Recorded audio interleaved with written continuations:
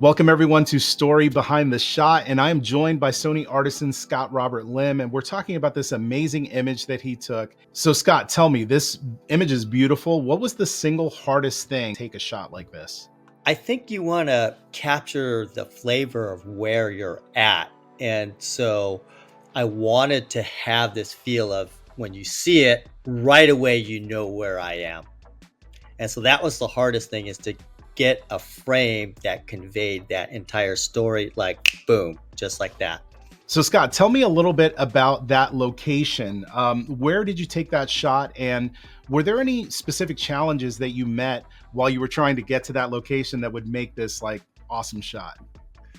Well, I was in Vegas, and so I wanted to capture that feel of Vegas. So I said, well, let's try to get up to a higher elevation. We figured out we could go on the top level of the parking lot in the Mirage, and not very many people were up there. So went up there. Of course, we didn't ask permission. We weren't sure if we could do it or not. So we had plan B just in case. We went up there, and there was nobody up there at all. And so we had a couple hours up there just, doing our shot. But we didn't know if we were going to get shut down or not. Now, the following year, I think a lot of people saw that shot. And so when they went up there, they got shut down. So That's I how it guess goes the rule is sometimes. be first, be first. Don't It's ask for very true. permission, ask for forgiveness if they get caught. All right, so Scott, tell me, in terms of the equipment that you used, what camera did you use? What lens did you use? And to me, what's more important is, why did you choose to use that camera and that lens combination to take this shot? I was using the Sony A1. It's a full frame camera. It's one of Sony's best. I think it's their flagship camera. Why not use the best? Yeah, And so, absolutely.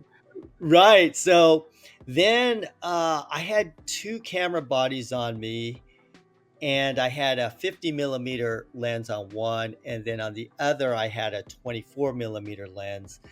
And so I decided to use the 24 because I wanted to capture that hotel behind them was so large that I had to use the 24 to get it in my entire frame from the position that Right. I was at all the way across.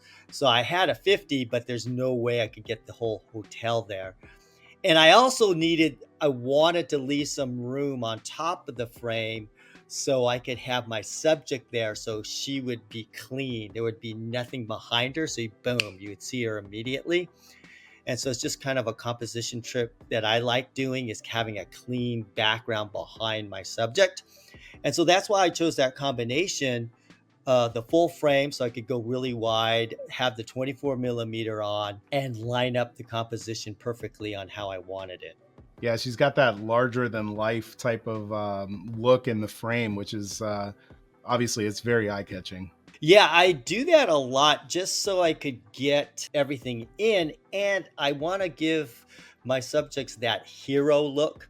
So whenever you shoot at a lower angle, you're going to give your subject that larger than life feel.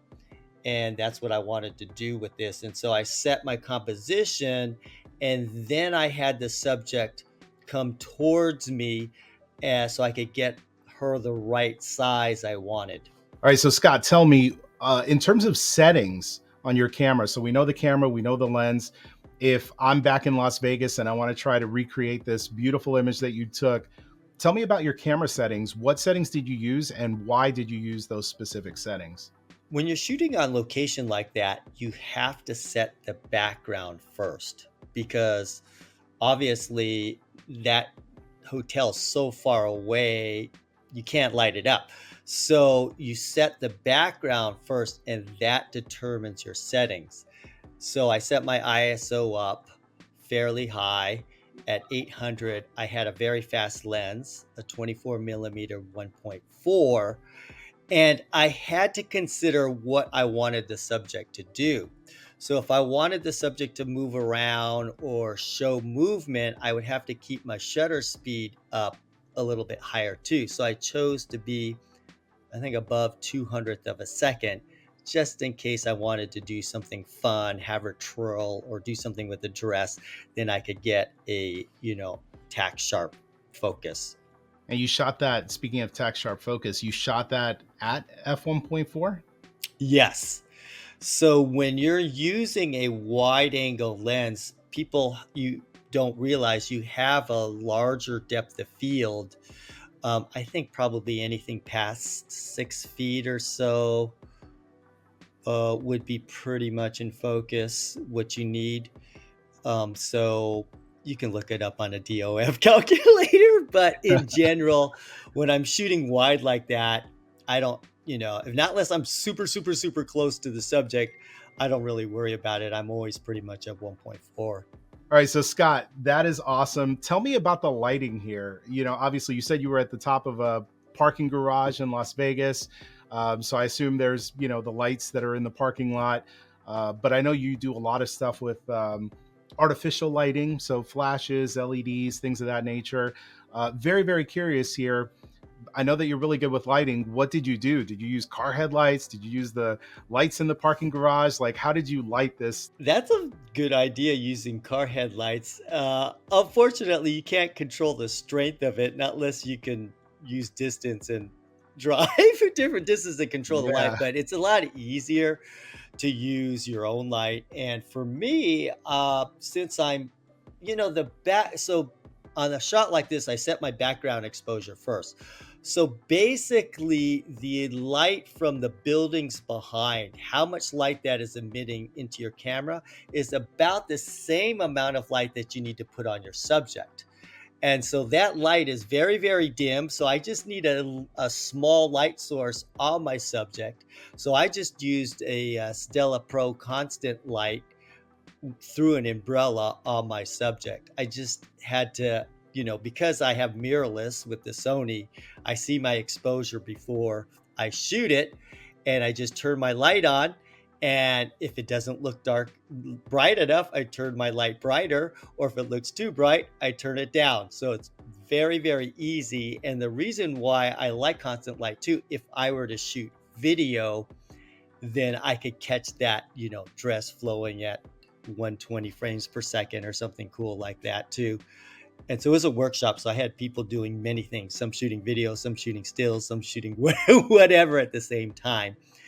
And so that's why another reason why I like constant light is because you can have multiple photographers get the same shot, but at different angles and different types of things, videos or still. Awesome. And that kind of brings up a follow-up question that kind of pertains to the settings and also with your light is in regards to the color temperature. Obviously, these lights have a certain color temperature in the background, and then you're trying to, get something that matches pretty well with your subject. What white balance did you use on your A1? And also, did you use any type of like corrective gels on your Stella light? That's a good question. I get asked that a lot. Generally, 99.9% of the time I'm on auto white balance. Me too. And Me too. It works really good. Yeah, I mean, the reason, this is all I say, is that the skin tone of your subject has to look realistic. And so as long as the skin tone looks good, I don't really care what the background looks, because I'm color grading it and making it funky anyways. So if I put white light on my subject, like 5500, somewhere around there, then the skin tone is going to look true. And so since I'm always using light that has, white light or like sunlight, then the skin looks good. I don't have to worry about white balance or anything like that. And so that's my method. Scott, thank you so, so much for joining us. And thank you so much for sharing your creative insight into how to create these types of images. And where can people follow you and follow everything that you're doing? You could just go to scottrobertstudio.com. That's my link tree. It has my social media, workshops, portfolio, all that kind of stuff. Awesome. ScottRobertsStudio.com. We'll definitely check that out. And listen, for those of you watching, if you have any questions, be sure to leave it in the comments section below. And make sure you subscribe and like this video, because we have new videos coming out all the time, including other photographers that we're going to be interviewing for this series. Now, before you head out, make sure that you check out this video that you see here on the screen, and I'll see you next time.